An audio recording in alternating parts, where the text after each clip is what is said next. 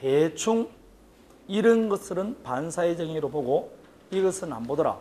그 반사회적 행위로 보는 걸 유형을 나누는 것이 여러분 오른쪽 보면 정의관념에 반하는 행위라고 되어 있죠.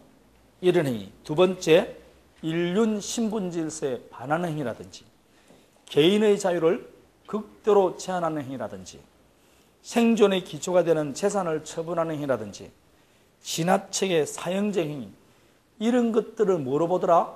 반사회적 행위로 보더라. 이렇게 말하는 겁니다. 이거는 교수들이 그렇게 나눠놓은 겁니다. 그러면 실제로 판결은 그 방금 말했던 그 1, 2, 3번 그게 판결이 아니고 그 안에 있는 동그라미 1번 있죠.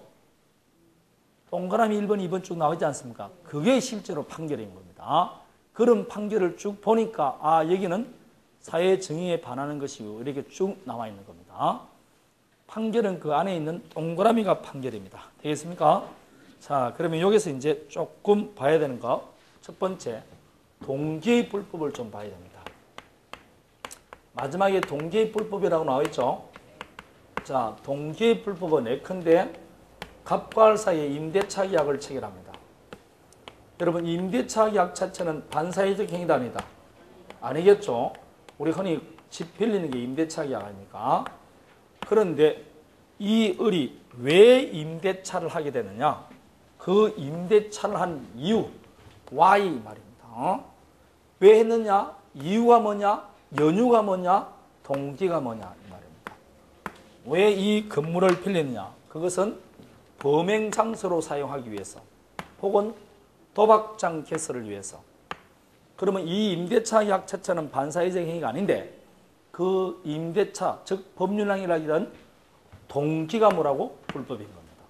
그러면 이 동기의 불법은 원칙적으로 불법으로 본다 안 본다? 안 봅니다. 이 을이 갑에게 임대차 계약할 때 동기는 표시가 안 됩니다. 동기는 법률행위 내용이 안 되기 때문에 만일 이 동기를 가지고 반사회적 행위라 그러면 갑의 입장에서는 너무나 불리하지 않습니까? 그래서 아닙니다. 동기의 불법은 원칙적으로 불법으로 안 봅니다. 다만 판례가 말하기를 동기가 뭐 됐다? 표시된 겁니다.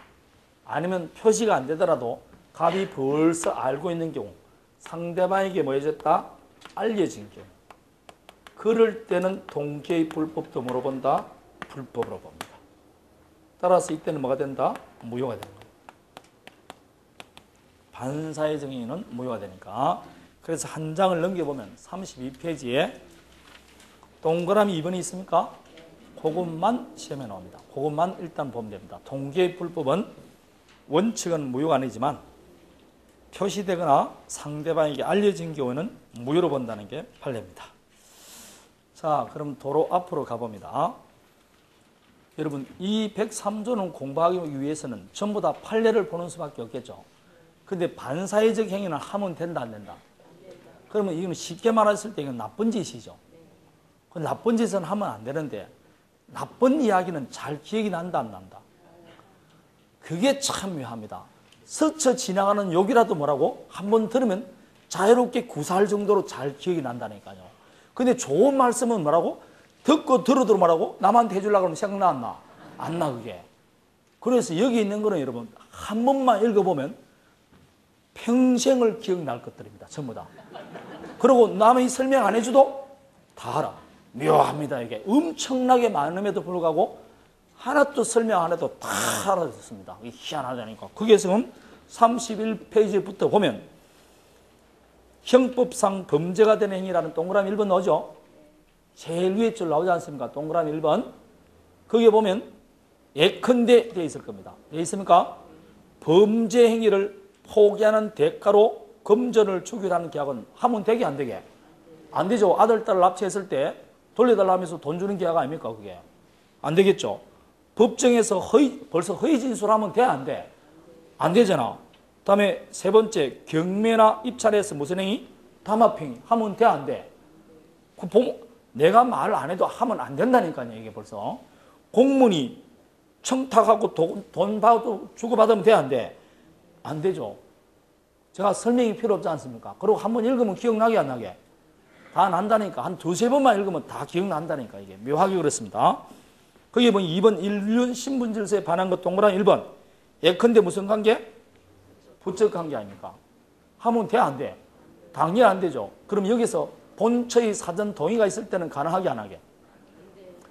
강행법규는 본처가 동의한다고 되고 그런 게 아닙니다. 따라서 형님이 괜찮잖아 그랬잖아요. 이런 소리 하면 되게 안 되게? 안 된다니까. 그런 소리 하면 안 돼. 그래도 다 불법 행위입니다. 거기 지금 동그라미 1번이 나와 있잖아요. 다 읽어보면 안다니까. 그런데 딱 하나. 감남과 을려가 이거 다 옛날 이야기인데 요즘 이 첩이란 말 자체가 없지 않습니까? 이 첩계약을 단절시키면서 그만두면서 이 을려에게 생활비를 주기로 하기나 혹은 자가 있을 때 그 자의 양육비를 주기로 했다. 이 계약은 유효일까요? 무효일까요? 이거는 유효입니다. 단절시키면서 하는 이 계약 자체는 유효로 봅니다. 그 외에는 다 뭐라고? 무효입니다. 거기면 다 해당됩니다.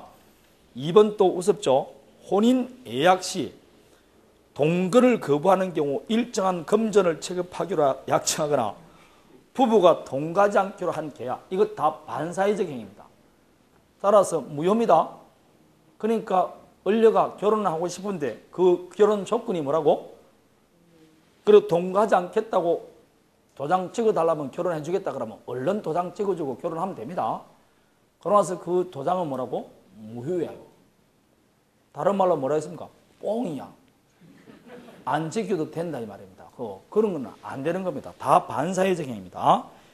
그 밑에 개인의 자유를 극대로 제한하는 것, 절대로 이혼하지 않겠다는 약속, 이거 뭐라고? 무효죠.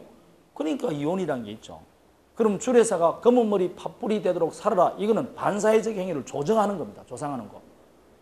그렇지 않습니까? 반사회적 행위라니까. 그럼 주례사 할 때는 가능한 한 살아보세요, 이렇게 판례를 해야 되지. 절대로 이혼하지 않겠다는 각서는 무효, 이게 반사회적 행위라니까. 반사회적 행위. 그러니까 이건 다 뭐라고? 읽어보면 다 합니다. 요즘 수명이 오래 길기 때문에 참 오래 살죠. 그래서 결혼도 갱신을 한다든지 이렇게 해야 됩니다. 그래서 30년, 20년이 되면 갱신할 때 기간 만료 6월부터 1월 사이에 아무 말이 없으면 법정 갱신이 된 걸 한다든지 이렇게 해야 되는데 그게 잘 안 받아들여집니다. 자, 가끔 가다가 그런 생각을 한다는 것입니다. 제가 가끔 가다가 생각하는데 절대로 실천력은 없는 이야기입니다. 인터넷에 나가니까 굉장히 말하기가 힘들어지네. 자, 그런 말들이 있습니다. 그거 다 읽어보면 됩니다.